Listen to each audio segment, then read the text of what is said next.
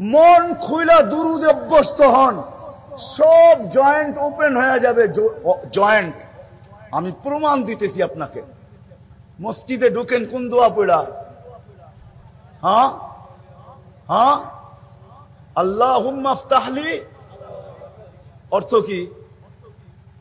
আল্লাহ খুইলা দেন আপনার রহমতের দরজা, ঠিক না? হ্যাঁ হ্যাঁ। আচ্ছা, দরজা খুলতে বললেন, রহমত কোথায় পাবেন? আমি যদি আল্লাহকে জিজ্ঞাসা করি, আল্লাহ দরজা তো খুলতে বললাম, নিব কোত্থেকা? কোন জায়গার থেকে নিব? দরজা তো খুললো, কিন্তু নিব কোত্থেকা? তা আল্লাহ বুঝাইতে চাইতেছেন, আরে হাদিসে আমার বন্ধুর উপরে একবার দুরুদ পড়ো, আমি 10 বার রহমত পাঠাবো।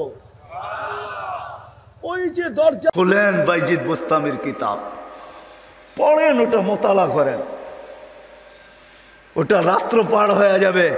যেদিন বাইজিদ বোস্তামি 5 লক্ষ খ্রিস্টান পাদ্রী যার হাতে মুসলমান হয়েছিল, 5 লক্ষ এক বৈঠকে। স্বপ্নে দেখা হয়েছিল, সমস্ত পাদ্রীদের মিলন মেলা ছিল।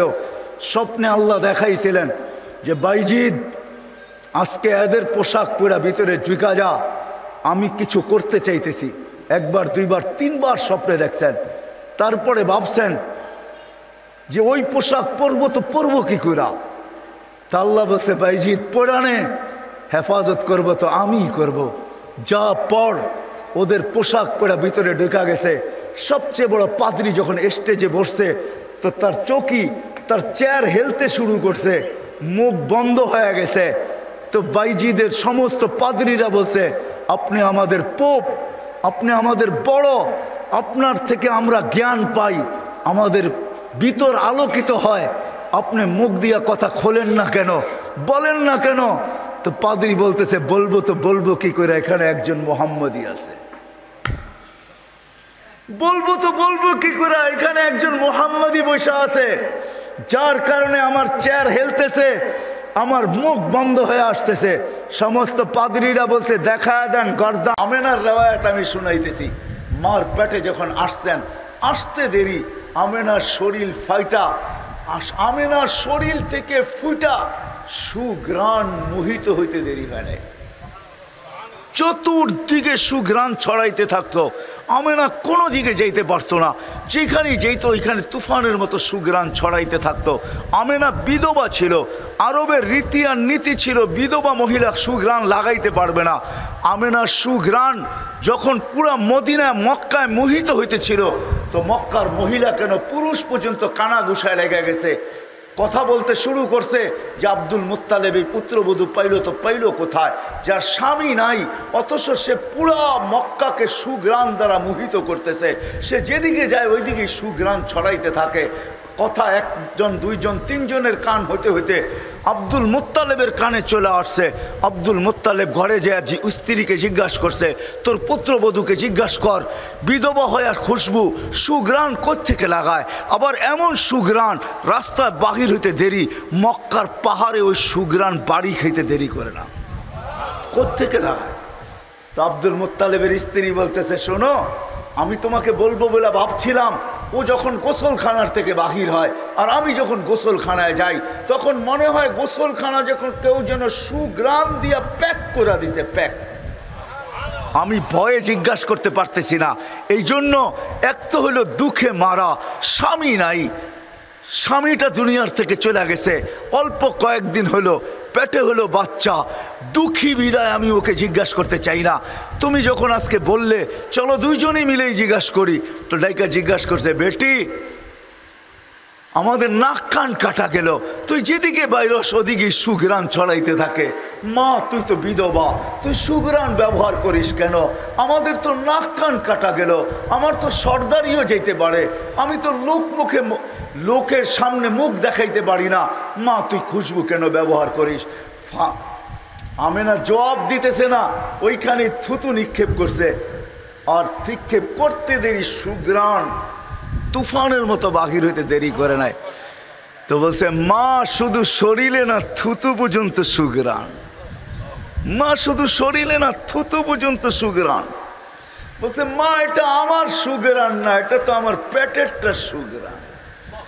মা বলার ছিলাম না, এখন বলতে বাধ্য। যেদিন পেটে আসতে দেরি ঘরের দেওয়ালগুলো আমাকে সালাম দিতে দেরি করে নাই। মা 12 জন রসুল আইসা আমাকে সালাম দিতে দেরি করে নাই।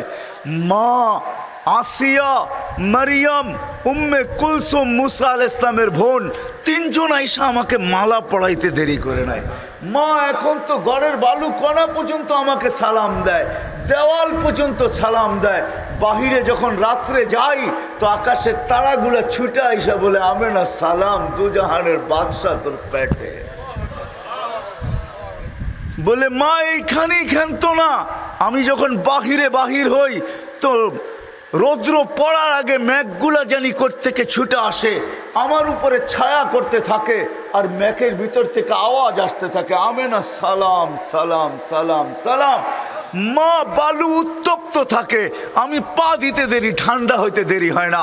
মা পাথর গরম হয়, উত্তপ্ত হয়, হায় হায় আরবের পাথর, বলে আমি পা দিতে দেরি, বরফের মতো ঠান্ডা হইতে দেরি হয় না। সব জায়গার থেকেই আওয়াজ আসে, আমেনা তোর পেটে দুজাহানের বাদশা।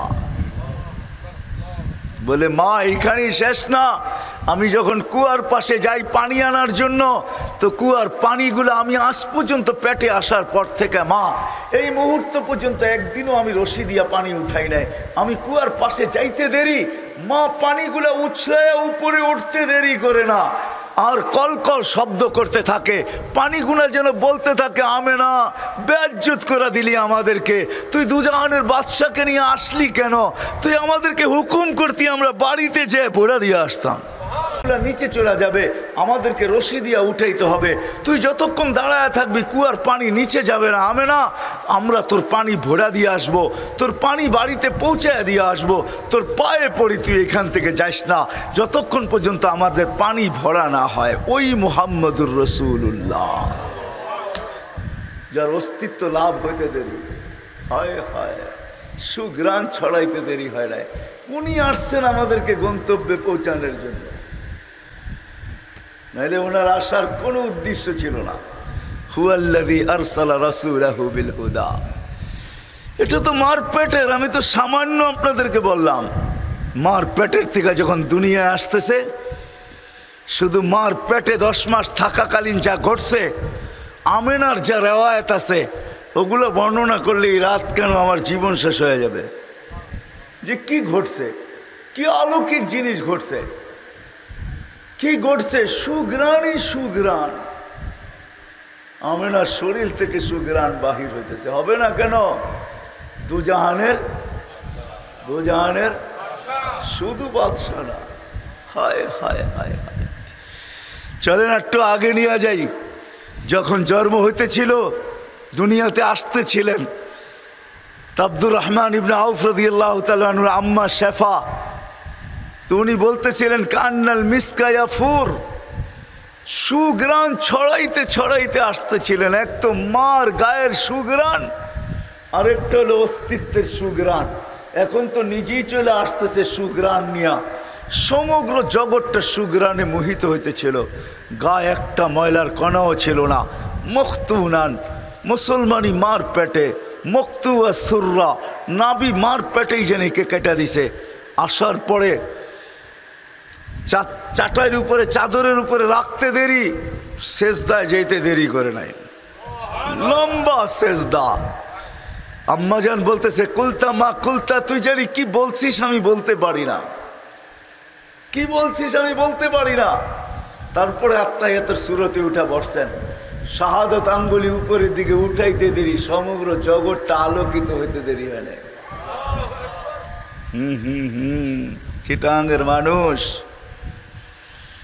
যেদিন দুনিয়াতে পা রাখে, নিয়ম হলো, দুনিয়ার সমুদ্রের সিস্টেম হলো, এক মোহনার মাছ আরেক মোহনায় পাওয়া যায় না।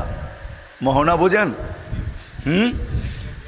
এক নদী আরেক নদী, এক মোহনা সমুদ্রের আরেক মোহনা। আমাদের মোহনায় যেটা পাওয়া যায় ওটা পাশের মোহনায় পাওয়া যায় না। আমাদের ইলিশ এই জন্যই ইন্ডিয়া যায়, যদিও মোহনা অনেক কাছে ওনাদেরটা, কিন্তু ওনাদের মোহনায় আমাদের ইলিশ পাওয়া যায় না। আমাদের ওই সিলভার পাওয়া যায় না। সিলভার বোঝেন কি? রূপালী ইলিশ পাওয়া যায় না। কিন্তু যেদিন আল্লাহ রসুল দুনিয়ায় আসতেছিলেন ওদিন সমুদ্রের সমস্ত বেড়া আল্লাহ উঠাইয়া দিছেন। এক মোহনার মাছ আরেক মোহনার মাছকে যে সুসংবাদ দিছে, বলছে আজকে দুজাহানের বাদশা চলে আসছে। ওই দিন সমুদ্রে কোনো বাধা বিপত্তি ছিল না, মোহনা ছিল না। এক মোহনার এক সমুদ্রের আরেক সমুদ্রে, এক নদীটা আরেক নদীতে ছুটতে ছিল আর সুসংবাদ দিতেছিল দুজাহানের বাদশা চলে আসছে। জীবনে আকাশে ফেরেশতাদের ছুটি হয় নাই, কিন্তু একদিন প্রথম 2 দিন ছুটি হয়েছে। প্রথম দিন যেদিন আল্লাহ রসুল দুনিয়াতে পা রাখেন ওদিন আকাশের ভিতরে হুল্লুর চলতেছিল, আকাশের ভিতরে আনন্দ চলতেছিল। এক আকাশের ফেরেশতা আরেক আকাশকে, এক ফেরেশতা আরেক জনকে গলা মিলতেছিল আর সুসংবাদ দিতেছিল, যা সাইয়্যিদা উলদে আদম, যা যাইনা ওয়াফা ইয়াউমিল কিয়ামা, দুজাহানের বাদশা চলে আসছে। বাদশা ওই দিন ছুটি ছিল, ছুটি। এমনকি এক মহাদেশ এক মহাদেশকে, এক বালুর কণা আরেক বালুর কণাকে, এক ফুল আরেক ফুলকে, এক ফল আরেক ফলকে, এক পাহাড় আরেক পাহাড়কে, এক গাছ আরেক গাছকে, এক প্রাণী আরেক প্রাণীকে। ওই দিন এমনকি সিংহ পর্যন্ত বাঘকে বলছে দুজাহানের বাদশা চলে আসছে আর আমাদের জুলুম চলবে না, আমাদের জুলুম চলবে না। আইসা গেছে দুজাহানের বাদশা। যেদিন দুনিয়াতে পা রাখেন, দুনিয়াতে পা রাখছেন, আমি শর্ট করতেছি, কয়েক ঘন্টা মধ্যখানে অনেক কিছু ঘটে গেছে, ওটা আমি বলতে চাইতেছি না। আমেনা কোলে নিয়ে কাঁদতেছিল, তো সবাই জিজ্ঞাসা করছে, দাদা, চাচা, ফুফু, খালা, সবাই জিজ্ঞাসা করতেছে আমেনা কাঁদিস কেন, কেন কাঁদিস? বলছে আব্দুল্লাহ নাই। বলছে আব্দুল্লাহ নাই মানে?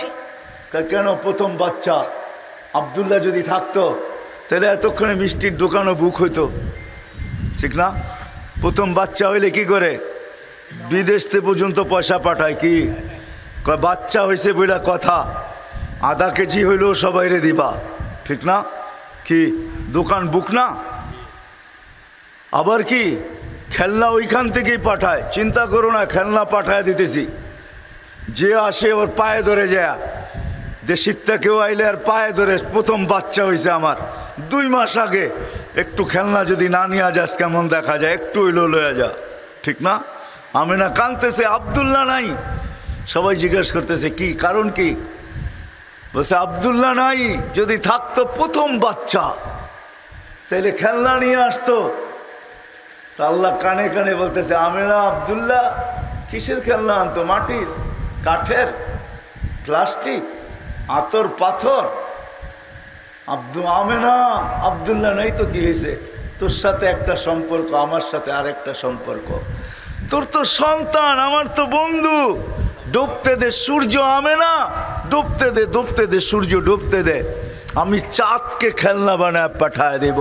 আব্দুল্লাহ থাকলে তো দুনিয়ার মাটি আর পাথর আর প্লাস্টিক আর কাঠের খেলনা আনতো, আমি আমার বন্ধুর জন্য চাঁদকে খেলনা বানায় পাঠায় দেব।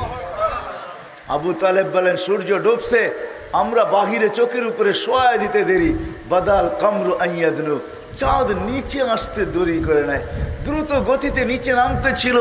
নামতে নামতে যখন মাথার উপরে চলে আসছে, তো আমি একটা চিৎকার দিয়া ফেলছি, খাসি তু আইয়াকা আলাইক, তোমার উপরে পড়া না যায়, কিন্তু মাথার কাছে থেমে গেছে। তুমি 10 থেকে 12 ঘন্টার বাচ্চা ছিলা, তুমি হাত পাও নাড়তেছিলা, তোমার হাতের পায়ের ইশারায় চাঁদ উপরে ডান্স করতেছিল। ডান্স, ডান্স বোঝেন? ডান্স কি? নাচতে ছিল, নাচতে, নৃত্য করতেছিল। তো বলে, চাচা জানেন চাঁদ কি বলতেছিল? বলে, তা তো জানি না। বলে, আন্নাল কামারা ইউগান্নিনি ওয়া ইউহাকিনি ওয়া ইয়ামনাউনি মিনাল বুকা। চাঁদ আমাকে ছন্দ শুনাইতেছিল, কান্না থেকে বিরত রাখতেছিল, আমি যেন না কাঁদি, কাঁদলে আম্মার কষ্ট হবে। আর আল্লাহ চাঁদকে আমার জন্য খেলার জন্য, চাঁদকে আমার কাছে খেলার জন্য পাঠায় দিয়েছেন, আমার খেলনা বানায় পাঠায় দিয়েছেন। আমি শর্ট করতেছি, অল্প কয়েকদিন যাওয়ার পরেই যখন হাঁটি হাঁটি পাপা হাঁটতে শিখছে, তো আমেনা কোলে নিয়ে কাঁদতেছে। আবার আব্দুল মুত্তালেব দৌড়ায় চলে আসছে, আবু তালেব চাচারা চলে আসছে, ফুফু চলে আসছে। শাশুড়ি চলে আসছে, বেটি কাঁদিস কেন? বলছে আব্দুল্লাহ নাই। বলছে মানি? বাবা যদি থাকতো, হাঁটতে শিখছে আমার কলিজার টুকরা, তো বাবা আঙ্গুল ধরে হাঁটাইতো, হাঁটাইতে হাঁটাইতে মক্কার অলি গলি ঘুরাইতো, এখানে সেখানে নিয়ে যেত। আজকে আব্দুল্লাহ নাই, কি আঙ্গুল ধরে হাঁটাবে? হাঁটতে তো শিখছে। তো আল্লাহ কানে কানে বলছে আমেনা, আব্দুল্লাহ ঘুরাইলে আর কোথায় বা ঘুরাইতো? তুই কাঁদিস কেন? আব্দুল্লাহ ঘুরাইলে আর কোথায় বা ঘুরাইতো? মক্কার অলি আর গলি, ওকাজ আর মাজান্না, দুটেই তো মক্কায় মেলা হয়, একটা ওকাজ একটা মাজান্না, দুই জায়গায় নিয়ে যেত। নাইলে ফুফুর বাড়ি খালার বাড়ি, নাইলে চাচার বাড়ি মামুর বাড়ি, নাইলে এতটুকুই ঘুরাইতো। আসতে দে না ঘুরানোর সময়, ঘুরার সময় আসতে দে। আমেনা কাঁদিস না, এটা তো তোর সন্তান, মাহবুব তো আমার, আসতে দে ঘুরার সময়। আমি রব নিজে চলে আসবো। হুয়াল্লাযী আসরা বিআবদিহি, আমি নিজে চলে আসবো, আমার বন্ধুর আঙ্গুল আমি নিজে ধরবো। এইখান থেকে বাইতুল মুকাদ্দাস নিব, এইখান থেকে প্রথম আকাশ নিব, দ্বিতীয় তৃতীয় চতুর্থ পঞ্চম ষষ্ঠ সপ্তম সমগ্র আকাশ ঘুরাইয়া দেখাবো। বাইতুল মামুর দেখাবো, লৌহ দেখাবো, কলম দেখাবো, জান্নাত দেখাবো, জাহান্নাম দেখাবো, আরশ দেখাবো, কুরসি দেখাবো, আমার সমগ্র সৃষ্টি দেখাবো। তারপরে আমার পাশে বসাইয়া আমাকে দেখায়া তোরটা তোর কোলে পাঠায়া দিব। কাঁদিস কেন? ওই মোহাম্মদুর রসুল্লাহকে আল্লাহ পাঠাইছেন আমাদেরকে গন্তব্যে পৌঁছানোর জন্য। আমি বুঝাইতে পারছি কিনা জানি না। আমাদেরকে গন্তব্য নিয়ে যাওয়ার জন্য। আমাদের গন্তব্য কিন্তু কবর, আমাদের গন্তব্য কিন্তু আখেরাত। আমরা কিন্তু যাত্রী, যাত্রা কিন্তু চলমান, থাইমা নাই, কিন্তু আমাদেরকে কে নিয়ে যাবে? উনি আমাদেরকে নিয়ে যাওয়ার জন্য আসছেন। হায় হায়, ওই ব্যক্তিত্ব, ওই মোহাম্মদুর রসুল্লাহ, যার শানের বর্ণনা আমি সামান্য দিলাম, সামান্য। দ্বিতীয় আবার আর ফেরেশতাদের ছুটি ছিল কখন জানেন? যখন আল্লাহর রসুল আকাশের ভ্রমণে যায় মেরাজে, ওই দিন ফেরেশতাদের ছুটি ছিল। এবারতের দ্বারা এটাই বোঝা যায় যে ওই দিন শুধু ছুটি ছিল এই জন্য যে আল্লাহ রসুলের দর্শন করার জন্য, দেখার জন্য, দেখার। হায় হায়, ওই নবীকে পাঠাইছেন যার ইশারা পাইলে ভাগ্য খোলে, যার ইশারা পাইলে, ইশারা বোঝেন কি? এরকম, ঠিক না? হ্যাঁ, আমি হাদিস দিতেছি। গুই সাপকে আল্লাহ রসুল ইশারা করছে, আইয়ুহাদ্দাব। গুই সাপ জীবিত হয়ে বলছে লাব্বাইক ওয়া সাদাইক ইয়া যাইনা ওয়াফা ইয়াউমিল কিয়ামা। ও দুজাহানের বাদশাহ, আপনার ইশারা আমার ভাগ্য চিরদিনের জন্য খুলে দিছে। যার ইশারা পাইলে ভাগ্য খোলা যায়, যার ছোঁয়া পাইলে ভাগ্য খোলা যায়। ওই খেজুর গাছ যার পিঠের ছোঁয়া পাইছিলেন, আল্লাহ রসুলের পিঠের ছোঁয়া, মেহরাব বানানোর আগে ওটার উপরে ট্যাক লাগায়া আল্লাহ রসুল খুতবা দিতেন। যখন মেহরাব বানানো হয়ে গেছে, মেম্বার বানানো হয়ে গেছে, তো মেম্বারে পার একটা দেরি, ওই শুকনা খেজুর গাছ কাটতে দেরি করে নাই, বাচ্চার মতো ফুফায়া ফুফায়া কাঁদতে ছিল। সাহাবা আশ্চর্য হইতেছিলেন, খেজুর গাছ আবার বাচ্চার মতো কান্না। তো আল্লাহর রসুল যে হাত রাখতে দেরি, কান্না থামতে দেরি হয় নাই। তো আল্লাহর রসুল বলে কাঁদতে ছিল, আমি আমার পিঠের ছোঁয়া পাইতেছিল, এই জন্য সে ধন্য হইতেছিল, সে ধন্য, নিজেকে ধন্য ভাবতেছিল। আমি আজকের থেকে ছোঁয়া ছেড়া দিছি, আমার পিঠের ছোঁয়া ছেড়া দিছি, এই জন্য সে কাঁদতে শুরু করছে। তো আল্লাহ রসুল সান্ত্বনা দিতেছেন, কান্নার কোনো কারণ নাই, আমার পায়ের নিচে একে ঢুকায়া দাও, দাফন করে দাও। আর হাত বুলাইতেছে আর বলতেছে তোমাকে জান্নাতে নিয়ে যাব, তুমি আমাকে জান্নাতের ভিতরে খেজুর খাওয়াবে। তো সেই বাচ্চার মতো যেরকম চকলেট পাইলে, যেরকম চিপস পাইলে, যেরকম ললিপপ পাইলে, আইসক্রিম পাইলে বাচ্চা থাইমা যায়, এরকম ওই কথার দ্বারা ওই মরা খেজুর গাছের কান্নাও থেমে গেছে। হায় হায়, ওই রসুল্লাহকে পাঠাইছেন আমাদেরকে গন্তব্যে পৌঁছানোর জন্য। ওই রসুল্লাহ আসছে আমাদেরকে গন্তব্যে নিয়ে যাওয়ার জন্য, আমাদেরকে গন্তব্যে পৌঁছানোর জন্য ওই রসুল্লাহ আসছেন। আমি কয়েকটা দেখাইলাম, যার হাতের ছোঁয়া লাগলে, হাতের ছোঁয়া, হাতের ছোঁয়া। আনাস রাদিয়াল্লাহু তাআলা আনহু বলেন যে আমার ঘরের দস্তরখান আমি কোনো দিন পানি দিয়া সাবান দিয়া পরিষ্কার করি নাই। তো জিজ্ঞেস করছে কি দিয়া করেন? তা আগুন দিয়া। তা মানি এই জাদু কোত্থেকে শিখলেন যে দস্তরখান আগুন দিয়ে পরিষ্কার করা যায়? পড়ে না? কয় না, পরিষ্কার হয়ে যায়, পড়ে না, পড়ার ক্ষমতা নাই। বলছে জাদু কোত্থেকে শিখলেন? কয় জাদু না। বলে তাইলে কি? বলে মুহাম্মদুর রাসূলুল্লাহর হাতের ছোঁয়া। আল্লাহর রসুল এই দস্তরখানে খায়া হাত মুছছিলেন। ওই দিন থেকে আমি আগুনে নিক্ষেপ করি, আগুন দস্তরখান খায় না। যার হাতের ছোঁয়া পাইলে, ছোঁয়া ছোঁয়া ছোঁয়া পাইলে আগুন ওটাকে ধরতে পারে না, ওটাকে বৎস করতে পারে না, আগুন ওটাকে ছাই বানাইতে পারে না, আগুন ওটাকে জ্বালাইতে পারে না। ওই মুহাম্মদুর রাসূলুল্লাহ আসছেন আমাদেরকে গন্তব্যে নিয়ে যাওয়ার জন্য। আমাদের ভাগ্য কি! হায় হায় হায়, আমি মনে হয় বুঝাইতে পারতেছি না আমাদের ভাগ্য কি। নারীরই ভাগ্য কি, যুবকেরই ভাগ্য কি, পুরুষেরই ভাগ্য কি। এই উম্মতের ভাগ্য কত বড়!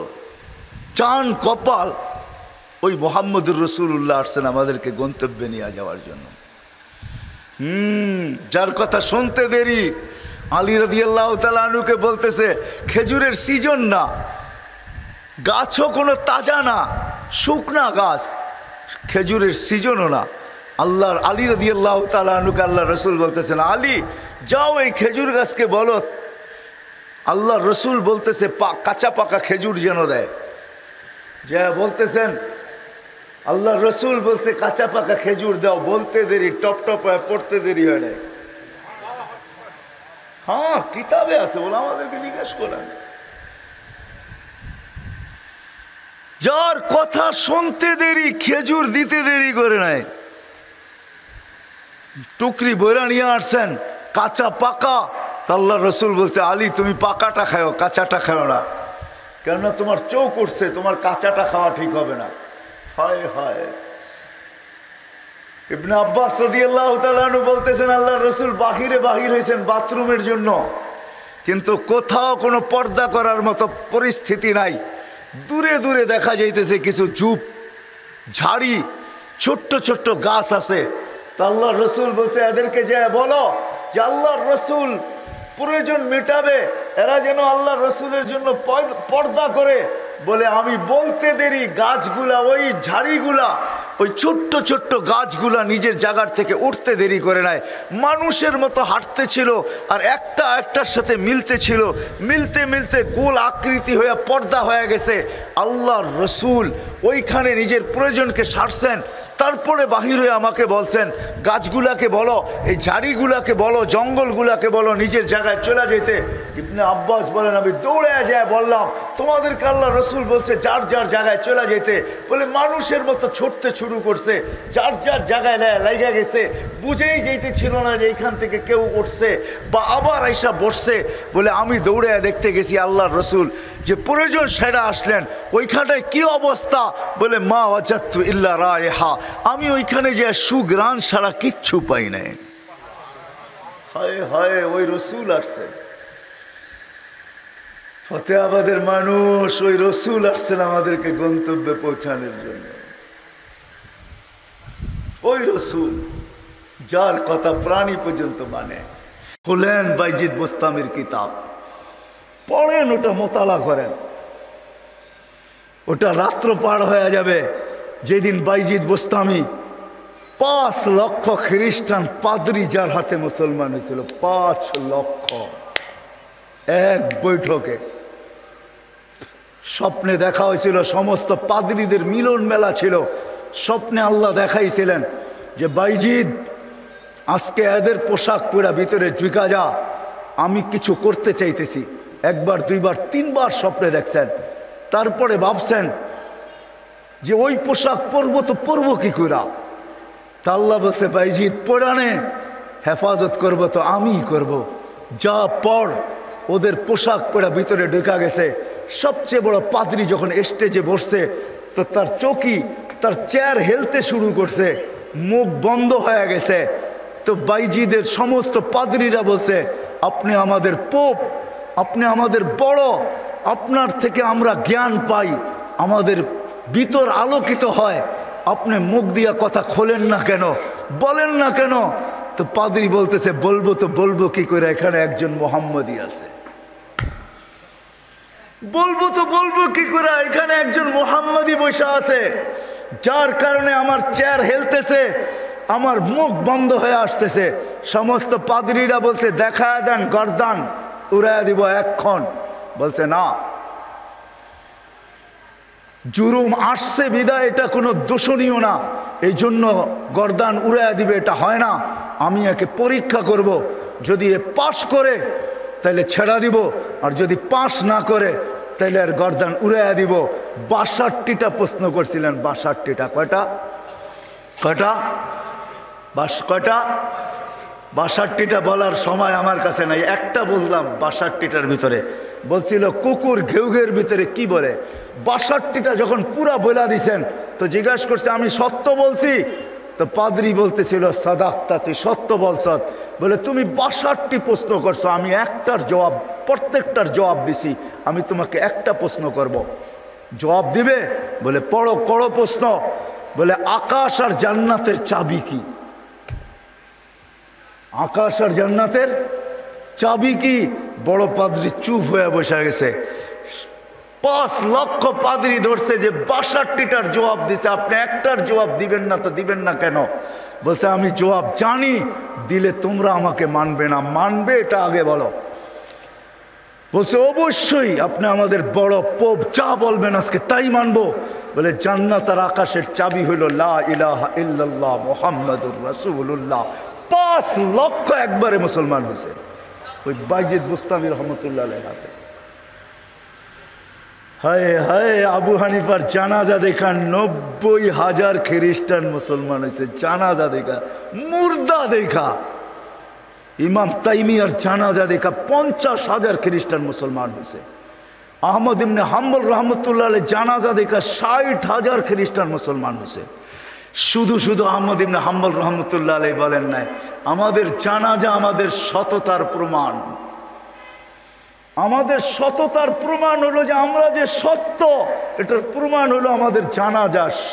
৬০,০০০ খ্রিস্টান মুসলমান হয়েছে মুর্দা দেখা, জিন্দা অবস্থায় কতটি হয়েছে আল্লাহ জানে।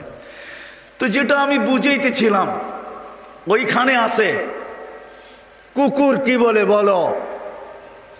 প্রথম শুরু করছে ১ বলো যেটার ২ নাই, ২ বলো যেটার ৩ নাই, ৩ বলো যেটার ৪ নাই, ৪ বলো যেটার ৫ নাই, ৫ বলো যেটা ৬ নাই, ৬ বলো যেটা ৭ নাই।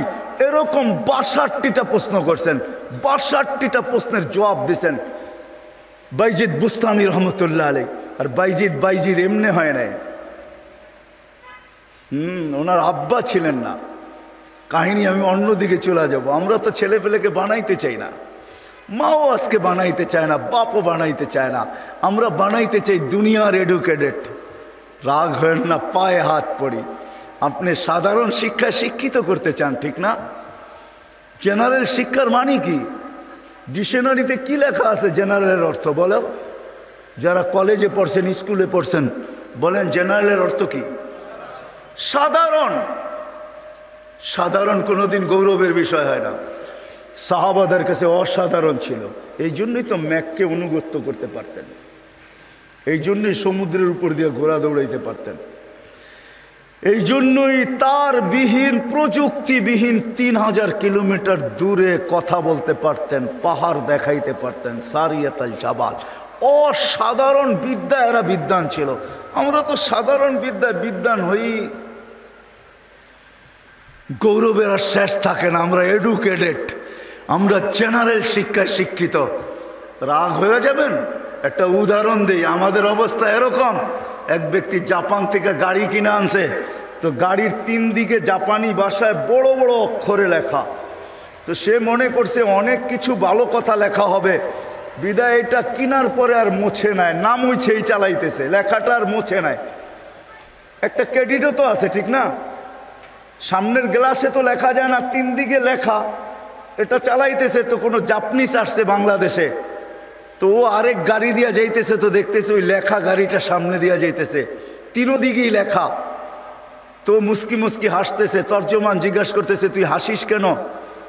কই সামনের গাড়িটা দেখে হাসি। কয় কেন, কি এটার ভিতরে? কয় যে ৩ দিকেই তো লেখা, ও মোছে নাই কেন এটা?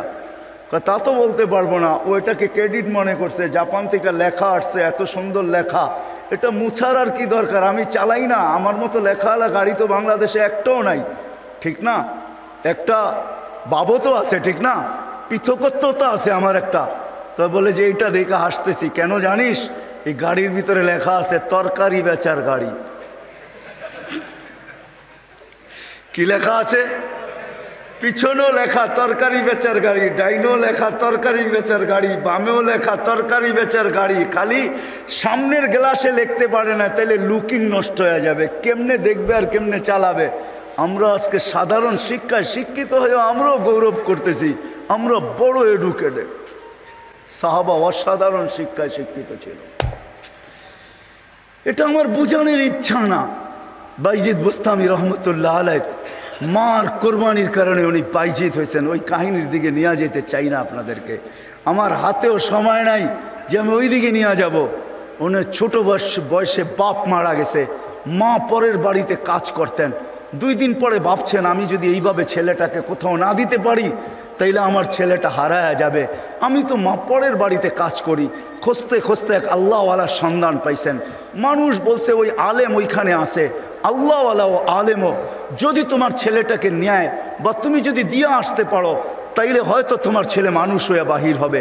যে হাতে পায়ে ধরছেন, আমি বিধবা, আমার কোনো সন্তান নাই, স্বামী নাই, আমি পরের বাড়িতে কাজ করি, আমি চাই আমার ছেলেটা মানুষ হোক, আল্লাহওয়ালা হোক, দিনদার হোক, আল্লাহর এলেমওয়ালা হোক, আপনাদের মতো আলেম হোক, আপনি দয়া করে আমার ছেলেটাকে রাখেন। শাইখ রাজি হয়েছে, মা শর্ত দিছে আপনি আমার ছেলেকে ওই দিন পর্যন্ত বাড়িতে পাঠাইতে পারবেন না যতদিন পর্যন্ত আপনার মতো না বানায় দেন। শাইখ অঙ্গীকারবদ্ধ হয়েছেন যে আমি পাঠাবো না যতদিন পর্যন্ত আমার মতো বড় না বানায় দেই। 2-4 দিন পরে মাস গেছে, 2-4 মাস পরে বাইজিদ কাঁদতে শুরু করছে যে সবার বাবা আসে, মা আসে, আমার মা তো পরের বাড়িতে কাজ করে, আমার মা তো আসে না। ও শাইখ আমাকে একটু মাকে দেখতে দেন না। তো শাইখ বলছে তোমার মার সাথে আমি ওয়াদাবদ্ধ, আমার মতো না বানানো ব্যতীত তোমাকে পাঠাবো না। বলছে না আমি মাকে দেখতেই চাই। ছোট কচি বাচ্চা, শাইখ তার দিল ভাঙতে চান নাই। একদিকে ছুটি না দিলে বাচ্চার দিল ভেঙে যায়, যেটা মেড ইন আল্লাহ, আরেকদিকে ছুটি দিলে মার অঙ্গীকার ভেঙে যায়। শাইখ তখন বলছেন বেটা ছুটি দিতে পারি, এতগুলো সবক যদি তুই আজকে আমাকে শুনাইতে পারিস, কোরআনের এতটুকু যদি মুখস্থ শুনাইতে পারিস। বাইজিদ বুস্তামি কোরআন নিছেন, হাত উঠায়া দিছেন, মালিক মাকেই তো দেখতে যাব, কোরআন তো দিলের ভেতরে তুই জমায়া দিবি, তুই না দিলে তো আমি মুখস্থ করতে পারবো না। চোখের পানি, কচির ঠোঁটের পানি ছেড়া দিয়া বাইজিদ যখন হাত তুলছেন, পৃষ্ঠা উল্টাইতে ছিল কথা। কোরআন যেন ভিতরে যেরকম আমরা আমাদের মোবাইলের ভিতরে নেই, ব্লুটুথের মাধ্যমে, শেয়ার হিটের মাধ্যমে, হোয়াটসঅ্যাপের মাধ্যমে সে পৃষ্ঠা উল্টাইতে ছিল, কোরআন তার ভিতরে গাঁথতে ছিল। যতটুক সবক শাইখ দিছে এর চেয়ে বেশি যায় বলছে শাইখ রেডি হয়ে গেছে। বলছে তুমি এটা মুখস্থ করলা তো করলা কি কইরা? মুচকি হাসি দিয়া বলছে শাইখ কালাম যার সে বসায়া দিছে। তো শাইখ বুঝছে এটা কোনো সাধারণ ছেলে না। ছুটি দিছে, বাড়িতে গেছে, দরজা খটখটাইছে। মা জিজ্ঞাসা করছে ভিতর থেকে কে? বলছে বাইজিদ। বলছে না আমার বাইজিদ আসতে পারে না, আমি তো শাইখকে বলে আসছি বাইজিদ ওই পর্যন্ত আসবে না, যেই পর্যন্ত শাইখের মতো না হয়, আল্লাহওয়ালা না হয়, আমার বাইজিদ আসবে না, তুমি আমার বাইজিদ হতে পারো না। মা দরজা খোলেন নাই, মাও এরকম ছিল। এই জন্যই তো বলে মা যদি ফাতেমা হয় তো সন্তান হাসান হুসাইনি হয়, মা যদি ফাতেমা হয় তো সন্তান আব্দুল কাদের জিলানি হয়। মা যদি এরকম হয় তাইলে ছেলেও বাইজিদ বুস্তামি হয়। বাইজিদ ফিরে আসছে, এসে বলছে শাইখ আমাকে আর ছুটি দিবেন না। আম্মা দরজা খোলেন নাই, আম্মা মানতেই রাজি ছিল না যে আমি ওনার বাইজিদ। একাধারে যখন 1 বছর 2 বছর 12 বছর কেটে গেছে, তার পড়া কমপ্লিট হয়ে গেছে। 18 বছর বয়সে যখন শাইখ বাইজিদ বুস্তামি উপনীত হয়েছেন, পড়া কমপ্লিট, রাত্রে তাহাজ্জুদ পড়তেছেন, সেজদায় যখন কাঁদতেছেন, পড়া কাঁদতেছে, শাইখ ঘুমাইতেছে, আল্লাহর রসুল স্বপ্নে আসছেন, আর আয়েশা বলতেছে, ওঠো বাইজিদকের কাছে যাও, তোমার মাথার পাগড়ি বাইজিদকে পড়াও, আমরা বেলায়েতের পাগড়ি বাইজিদকে আজকে পড়াইতে চাই। বাইজিদকে বলো সে যেন কাজ যায় শুরু করে, কমপ্লিট হয়ে গেছে, যাও। তার মা তার জন্য অপেক্ষা করতেছে, বৃদ্ধ হয়ে গেছে, কোন দিন দুনিয়ার থেকে চলে যায়। বাইজিদের মাথায় বেলায়েতের পাগড়ি আমি তোমার মাথায় পড়াইলাম, তুমি বাইজিদ উস্তাদ হিসাবে বাইজিদের মাথায় পড়ায় দাও। যা দেখে বাইজিদ রহমতুল্লাহ আলাইহি সেজদায় পড়ে কাঁদতেছেন। উঠাইছে উস্তাদ, বেটা ওঠ, হয়ে গেছে কাম। কি হয়ে গেছে? আল্লাহর রসুল পাগড়ি আমাকে পড়ায়া দিয়ে গেছে, বলছে তোকে পড়ায়া দিতে। বেলায়েতের দরজায় আল্লাহ তোকে পৌঁছায় দিছে, হুকুম আসছে যা মার পায়ে যা, আর কালকের থেকে কাজ শুরু কর। ওই দিন যা যখন দরজা খটখটাইছে, মা খুইলা জড়ায়া ধরছেন। আর খুইলা জড়ায়া ধরেন নাই, শুধু পানির গ্লাসের কথা আমরা শুনি, এটা তো কোনোদিন বাস্তবটা শুনি না। মা বুকে জড়ায়া ধরে নিয়া মাও দেখা ফেলছেন, মাও শুনা ফেলছেন। আল্লাহ রসুল মাকেও শুনায়া দিছে। মা বুকে জড়ায়া ধরে বলছে, আল্লাহ যেটুক পৌঁছাইছ বাকিটুক আমার দোয়ার দ্বারা পৌঁছায় দেয়। ওই দিন থেকে বাইজিদ অলিকুল শিরোমণি হয়ে গেছে। মা হাত তুলছেন। তো বাইজিদ বুস্তামি রহমতুল্লাহ আলাইহির জীবনীর থেকে আমি বাহির হয়ে গেছি। ওনার জীবনী পড়া দেখেন, কুকুর পর্যন্ত আমাদেরকে সতর্ক করে চলে যেতে হবে, থাকা যাবে না, কেউ থাকবে না। হয় হয় আমরা যাত্রী, যাত্রা আমাদের চলমান। আজকে আসি কালকে থাকবো না, কিন্তু নিজেকে প্রস্তুত করে নিয়ে যেতে হবে, গুছায় নিয়ে যেতে হবে, বানায় নিয়ে যেতে হবে। যুবক তুমিও তোমাকে বানায় নিয়ে যাও। মন খুইলা দুরুদে অভ্যস্ত হন, সব জয়েন্ট ওপেন হয়ে যাবে। জয়েন্ট আমি প্রমাণ দিতেছি আপনাকে। মসজিদে ঢুকেন কোন দোয়া পড়া? হ্যাঁ হ্যাঁ, আল্লাহুম্মা ইফতাহলি, অর্থ কি? আল্লাহ খুইলা দেন আপনার রহমতের দরজা, ঠিক না? হ্যাঁ হ্যাঁ। আচ্ছা, দরজা খুলতে বললেন, রহমত কোথায় পাবেন? আমি যদি আল্লাহকে জিজ্ঞাসা করি, আল্লাহ দরজা তো খুলতে বললাম, নিব কোত্থেকা? কোন জায়গার থেকে নিব? দরজা তো খুললো, কিন্তু নিব কোত্থেকা? তা আল্লাহ বুঝাইতে চাইতেছেন, আরে হাদিসে আমার বন্ধুর উপরে একবার দুরুদ পড়ো, আমি 10 বার রহমত পাঠাবো। ওই যে দরজা খুলতে বললা, এখন পড়তে থাকো দুরুদ, দরজা খুলে গেছে, রহমত আসতে থাকবে। একবারে 10 বার, 100 বারে, হ্যাঁ 1000-এ 10,000, ঠিক না? 24 ঘন্টা লাগবে কতটি? নিতে থাকেন রহমত আর চলতে থাকেন। কিন্তু আমরা তো বখিল, দুরুদও পড়তে চাই না, ঠিক না? পড়বেন দুরুদ? হ্যাঁ হ্যাঁ। দুরুদের হাদিস শুনাইলেও তো আবার আপনারা বলবেন এগুলা কোত্থেকে আনলেন, ঠিক না? হ্যাঁ, দুরুদের হাদিস যদি শুনাইতে শুরু করি যে দুরুদ আপনাকে কি কাজে দিবে, তাইলে তো বলবেন এটা কোত্থেকে আনলেন। একটা শুনায়া দেই, এই উম্মত পলসে রাতের থেকে দোজগে পড়তে থাকবে। যদি দুরুদ পড়া থাকে জীবনে, তো সে ডাইরেক্ট পড়া যাবে না, লটকায়া থাকবে, ধৈরা লটকায়া থাকবে, জুলা থাকবে। দুনিয়াতে যে দুরুদ পড়ছেন আল্লাহ রসুলের উপরে, ওই দুরুদ ছুটা যায় আপনাকে ওইখান থেকে উঠাবে, পুলসেরাতে দাঁড় করাবে, তারপরে দুরুদ আপনাকে গার্ড দিয়া পুলসেরাত পার করাবে। রেফারেন্স লাগলে আমার কাছ থেকে নিয়ে যান। এই জন্য মন খুলা দুরুদ পড়বো। পড়বেন তো? হ্যাঁ, মন খুলা দুরুদ পড়েন। কে কে পড়বেন দেখি? হ্যাঁ, মন খুলে দুরুদ পড়েন। আল্লাহুম্মা সাল্লি আলা মুহাম্মদ, এতটুকুই পড়েন। জানেনও তো না, নবীকে দেখতে চান স্বপ্নে, ঠিক না? সবাই চাই না?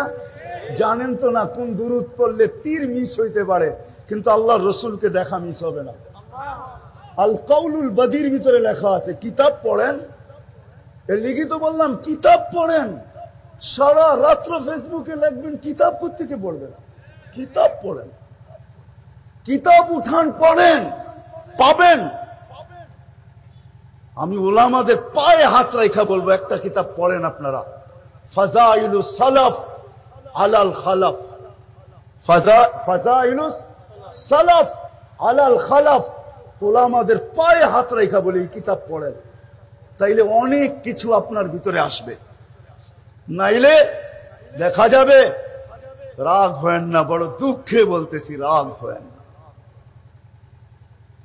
যাক, নবীকে দেখতে চাই, দুরুদ আছে কৌলুল বদির ভিতরে। কৌলুল বদিওয়ালা লেখছেন যে হ্যাঁ, তীর মিস হইতে পারে, এটা মিস হবে না। আল্লাহুম্মা সাল্লি ওয়া সাল্লিম আলা নবিয়্যিল উম্মিয়্যি ওয়া আলা আলিহি ওয়া আসহাবি। এই দুরুদ পড়েন, পড়তে থাকেন, একদিন পড়লেই হবে না, পড়তে থাকেন, ইনশাআল্লাহ জীবিত দশার আগে দেখবেনই দেখবেন। কৌলুল বদিওয়ালা লেখছেন এক ব্যক্তি আছে যে এক সপ্তাহের ভিতরে 36 বার দেখছেন। কতবার? হ্যাঁ, দুনিয়াতে আছে এরকম লোক, না থাকলে কিতাবে লেখা হইতো না যে রওজায় যে সালাম দিছে আর বলছে ইয়া জাদ্দানা ইন্না কুন্না জালিমিন। সালাম দেন যে বলছে আসসালামু আলাইকা ইয়া জাদ্দানা, ও আব্বা, ও আমার দাদা, জালেম হয়ে আপনার দুয়ারে আসছি, জালেম হয়ে আসছি, জালেম হয়ে। বলতে দেরি, হাত বাহির হয়ে আসতে দেরি হয়।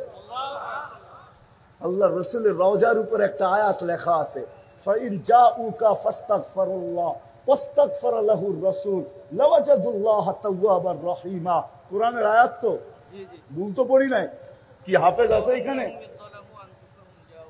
হ্যাঁ, ওটা আপনি আরো সুন্দর করে দিলেন, আমি তো ওইখান থেকে পড়লাম। ফাইন জাউকা ওয়াস্তাগফিরুল্লাহ ওয়াস্তাগফার লাহুর রাসূল। আপনি জানেনই না যে মুহাম্মদুর রাসূলুল্লাহ শান কি। এইখানে আল্লাহ কি বলছে, বন্ধু আপনার কাছে আয়া যদি আমার কাছে মাপ চায়, আমি ওর দিকে দেখবো না, আপনার দিকে দেখবো। আপনি যদি একটু মাথাটা হায়ের দিকে হেলায়া দেন, আমি মাফ করে দিব। আপনি তো নবীর শানই জানেন না, আবার কি বলেন আপনি নবীর আশেক।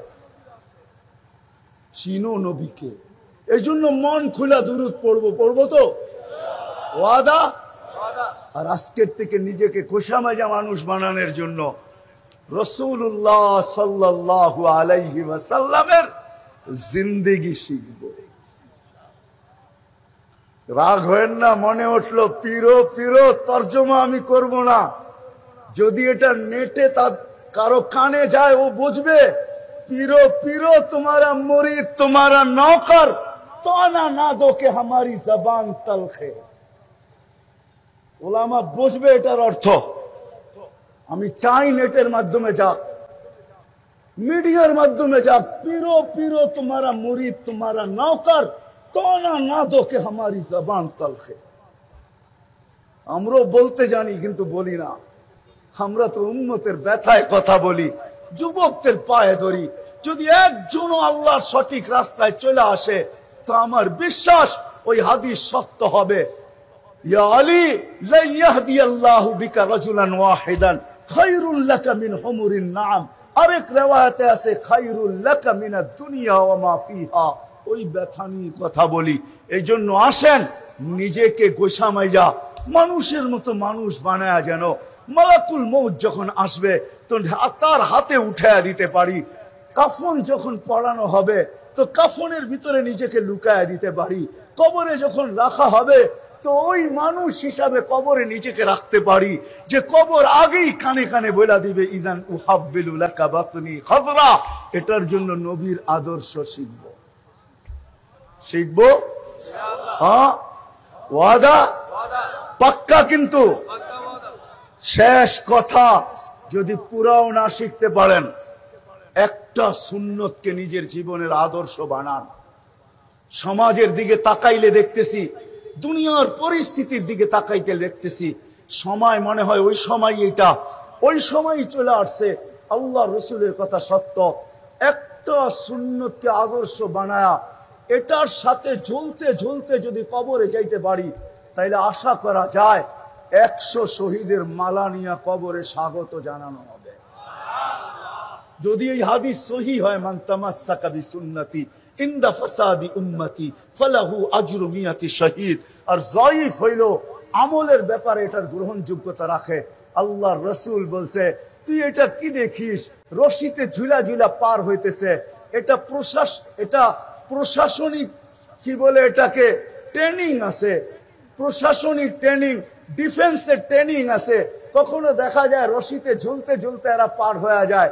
আল্লাহর রসুল বলে তুইও আমার একটা সুন্নতের সাথে ঝুলতে ঝুলতে কবর পর্যন্ত আইসা দেখ, 100 শহীদের সওয়াব নিয়া তোকে কবরে স্বাগত জানানো হবে।